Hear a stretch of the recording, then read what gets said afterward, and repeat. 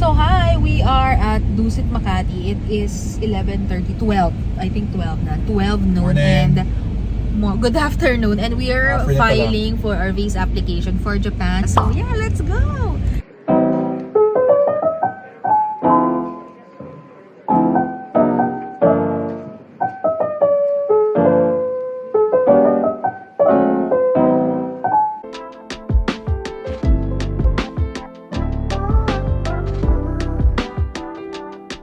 Hi Besh, ayan, we're finally home and I thought of sharing with you the updated list of requirements for Japan tourist visa applicants.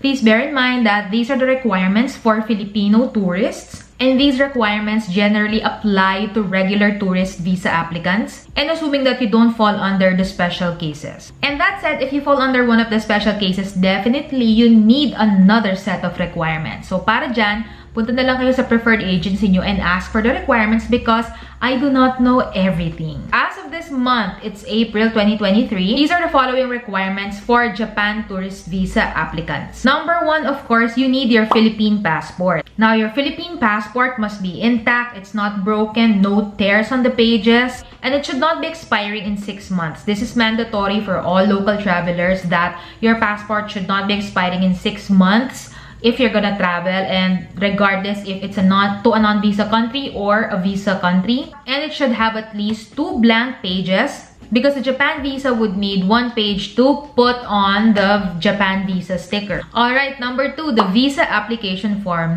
Bear in mind that the Japan visa application form has been revised already. It still looks very similar to the old one, but the difference with the new one is it has a section that asks for your certificate eligibility number.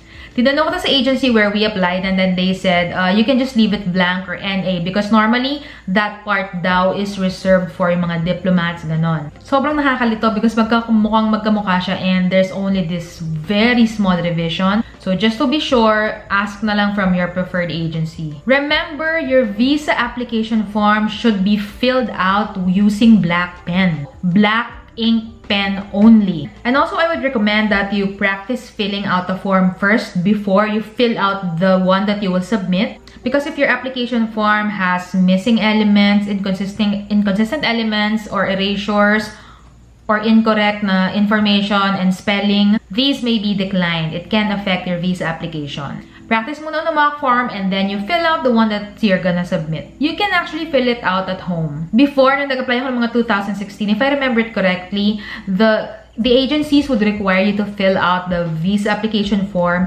in the agency's office. What we did is we filled it out at home and then we submitted it sa UHI. Tinanggap naman nila. Next, Japan visa application photo. So, yung specs ay 45mm by 35mm, and if you go to any photo company, just tell them you want to have your picture taken for your Japan visa application. And normally, they know it na. Photo must be taken between 6 months. And before you stick on one picture on the application form, make sure to write your full name and your birth date on the back of the picture na ilalagay mo sa form. Okay, number 4, your birth certificate. Your birth certificate must be issued by the PSA. What you do is just go to PSA's website and order a copy, an original copy of your birth certificate. The birth certificate should be within 1 year. However, I made this TikTok video about Japan visa requirements on my TikTok account, and someone said that she had to go back and reorder her birth certificate because the one that she had was older than 6 months. Best thing to do is just order a fresh birth certificate from the PSA. Siguro like 1 month or a few weeks before you apply para sure na it's new. And remember this, if you were already issued a Japan visa before, no need for you to submit a birth certificate, okay? The birth certificate requirement is only for first-time applicants. If unreadable yung birth certificate, submit a birth certificate issued by the local civil registrar. If late registration ang iyong birth certificate, you need to submit a baptismal certificate and a school record or the Form 137. If there is no record of birth in the PSA, you should submit a birth certificate issued by the local civil registrar and a negative certificate issued by PSA. For married individuals and married couples who are applying together, you should submit a marriage certificate issued by the PSA. Marriage certificate should be issued within 1 year by the PSA. But again, just like the birth certificate, to be sure, just order it weeks or a month before you apply for your visa. Now remember, the marriage certificate is only a requirement for married couples and married individuals. Kung hindi ka kinasal, wala kang jowa, wala. Okay, so if your marriage certificate is unreadable, you have to submit a marriage certificate issued by the local civil registrar. If there is no record of marriage in the PSA, then you should submit a marriage certificate issued by the local civil registrar and a negative certificate issued by the PSA. Number 6, your daily schedule in Japan. Basically, this is just an itinerary, and normally what the agency does is they send a format that you just have to fill in with your itinerary in Japan, or your proposed itinerary at least. Okay, next, number 7, your personal bank certificate. Of course, you have to prove to the embassy that you can sustain yourself during your trip. Your bank certificate should be valid 3 months from issuance. Number 8, your tax certificate. Since yung annual filing for 2023 is already over, then you can go ahead and submit your latest 2316. Basta whichever is the latest, whichever is your latest tax certificate, submit that. What if wala kang ITR? Yan ang laging question sa akin. And this is also a concern for a lot of freelancers. Well, number 1, if you do not have an ITR, then you will be asked to write a cover letter explaining why you don't have an ITR. And for freelancers, it's pretty much the same. Though, technically speaking, you should have these requirements. But if hindi nyo pa nagagawa or wala talaga, then yun, mag-write na lang kayo ng cover letter. And you should explain there why you don't have it, and you have to prove that you will just go there for a vacation, you won't do anything silly, and you will come back to the Philippines. Yon. Okay, what if you have someone who will shoulder your expenses for you, aka you have a guarantor? Okay, number 1, you have to submit all those requirements that I've mentioned, and maybe accept the other financial requirements because kaya ka nga may guarantor. So those other requirements plus the following documents. Number 1, guarantee letter should be original. 2, proof of relationship between you, the applicant, and the guarantor. So yung proofs of relationship could be bank certificate, marriage certificate, certificate of employment. Basta anything that will prove that you guys know each other and you guys are probably together or kin. Number 3, the guarantor's bank certificate. Of course, they have to see that the guarantor can really guarantee your stay in Japan. And finally, number 4, the guarantor's ITR. It could be the 2316 or the 1701.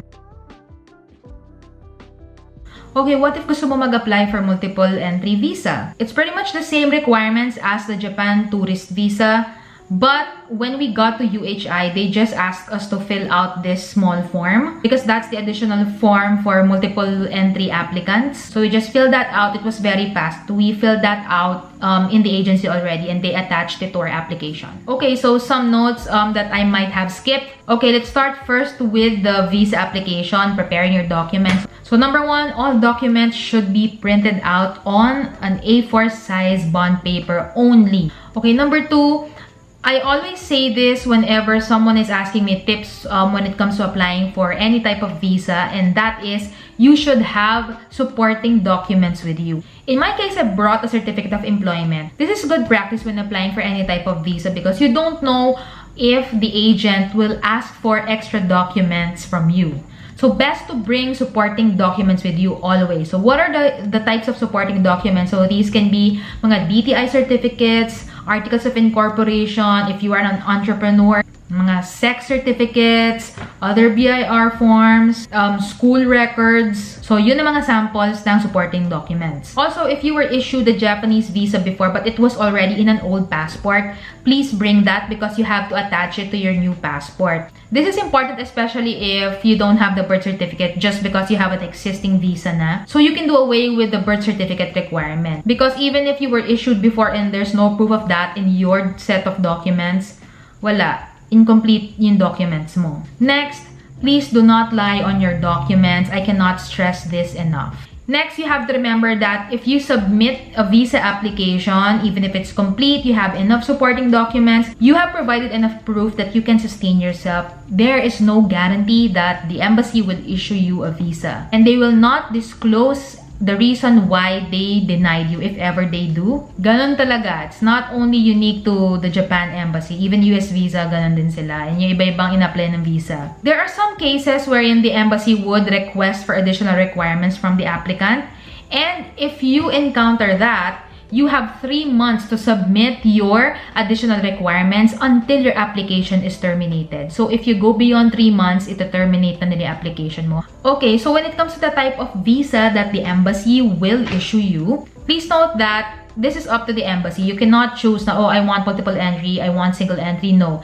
This will be decided upon by the embassy. So if you apply for multiple entry visa and then you were denied, but they will approve you naman, automatically, single entry yung i-issue sa'yo. But if you apply for a single entry visa, you cannot be graduated to yung multiple entry visa because you never submitted the additional requirements for the multiple entry visa. Shoot your shot, especially if you've been traveling naman frequently or you've been to Japan before already. I suggest shoot your shot and try applying for the multiple entry visa. Okay, what if na-deny ang iyong application? When can you apply again? If your visa application is denied, then you are given 6 months before you can apply again for a Japanese tourist visa. Yun lang, so those are the requirements for a Japan tourist visa application. And in the next video, I will definitely share the result of my Japan visa application. Yun lang, and thank you for watching this video. Please like this video if you like it. Don't forget to share it if you find it very useful, and please subscribe to my channel for more videos like this. Thank you for watching my video. Don't forget to follow my social media accounts, and I will see you in the next video. Bye, Beshies!